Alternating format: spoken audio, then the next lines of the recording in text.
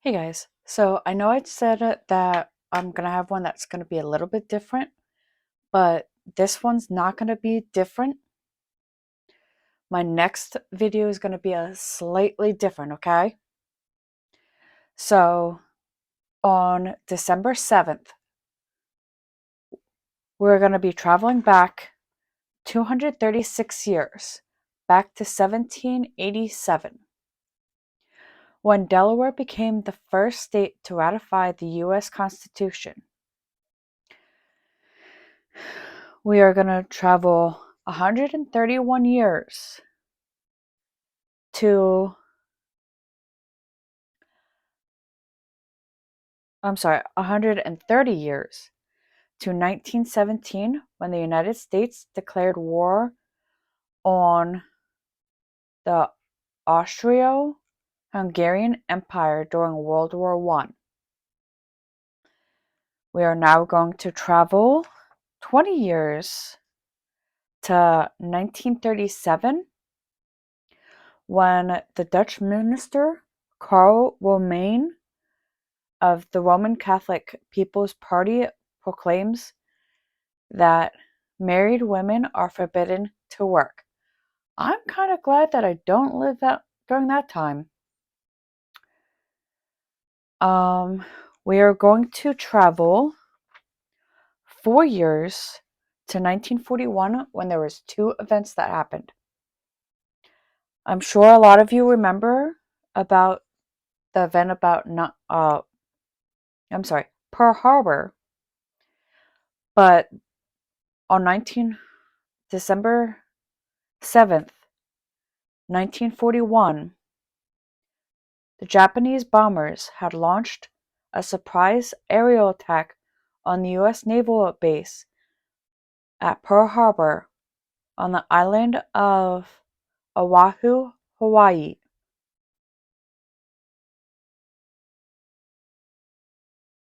which forced the U.S. to enter World War II. Before we were forced into the World War II, we were trying to stay neutral and wanted nothing to do with another war. From my understanding,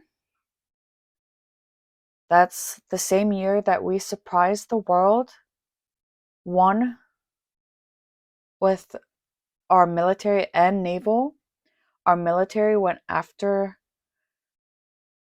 Germany and Adolf Hitler, and our navy went after Japan for bombing us. Now, also, speaking of Adolf Hitler, he issued his Night and Fog Decree, a secret order for the arrest and execution of persons endangering German security. Not entirely sure what that is. When doing research for this was literally the first time that I heard about it. Now, after those two events, let's travel 12 years to 1953, when the U.S. Supreme Court ruled 6-3 that nothing in Taft-Hartley Act precluded employers from discharging struck employees who publicly denounced the employer's product. Not entirely sure what that is or what that was about.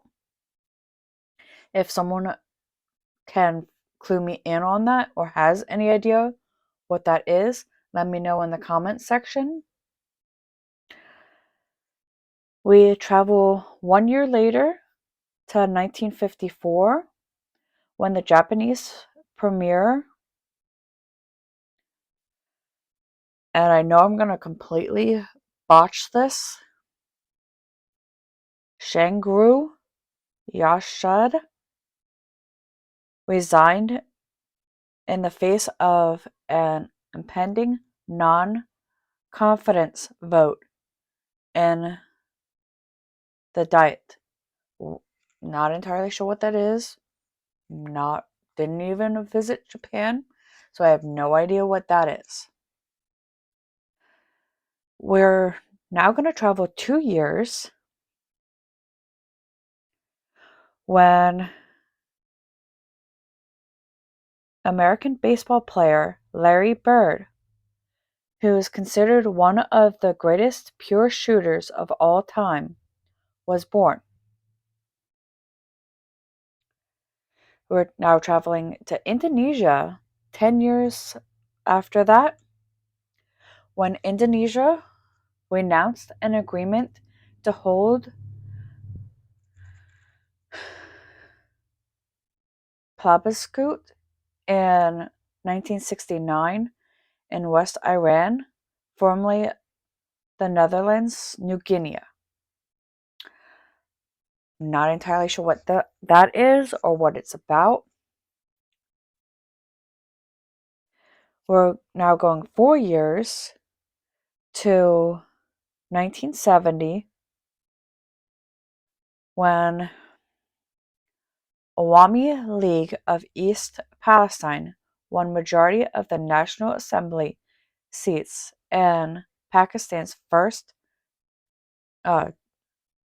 direct general elections.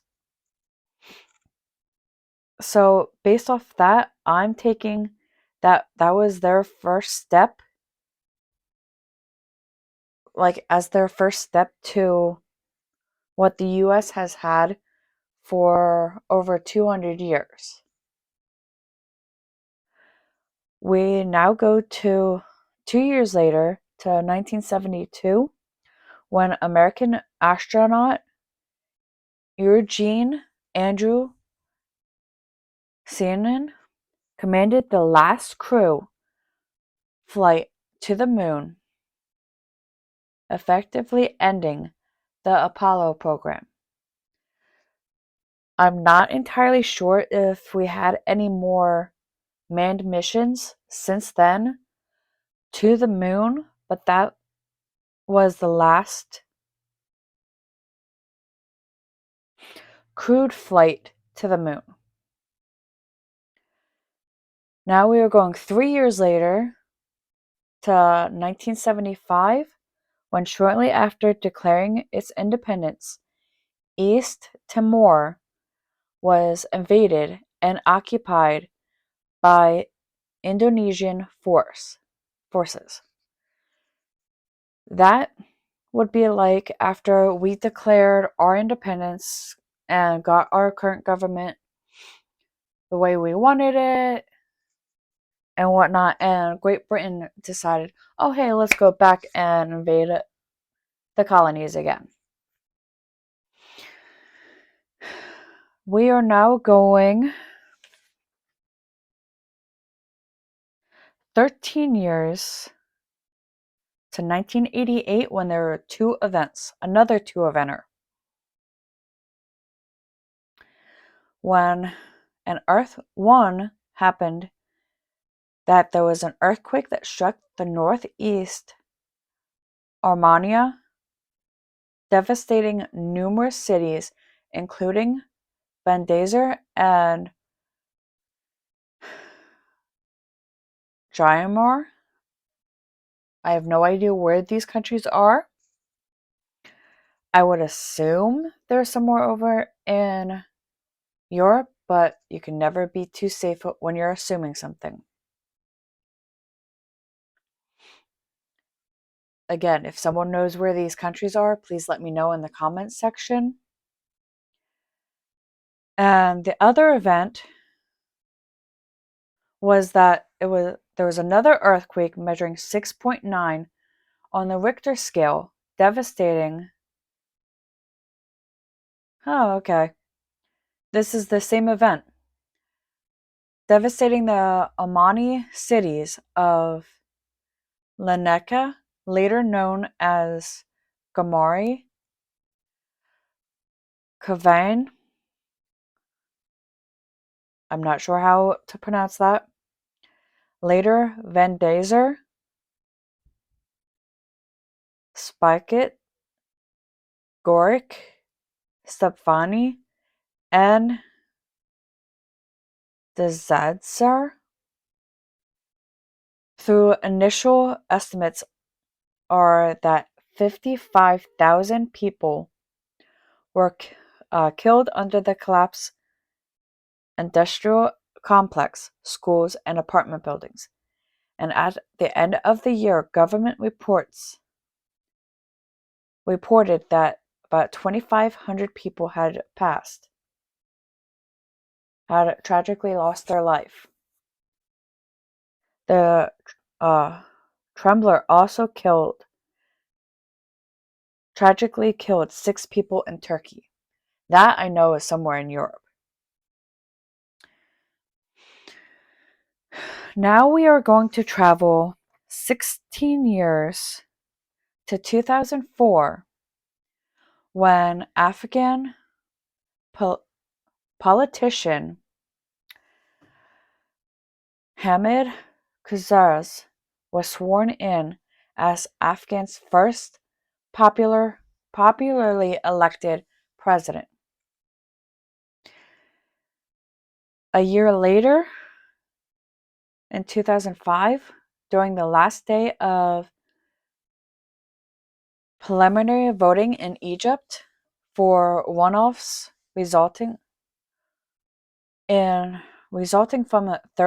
the third round, Egyptian police trying to keep people from the polls leave at least 6 people dead, and at the end, 88 seats go to members of the Muslim Brotherhood. And that brings us 15 years later to 2020, when the American aviator Chuck Yeager, the first person to exceed the speed of sound in flight, passed away at the age of 94. I know I'm leaving it on or ending it on a sad note, but I'm not entirely sure. But when I was doing research,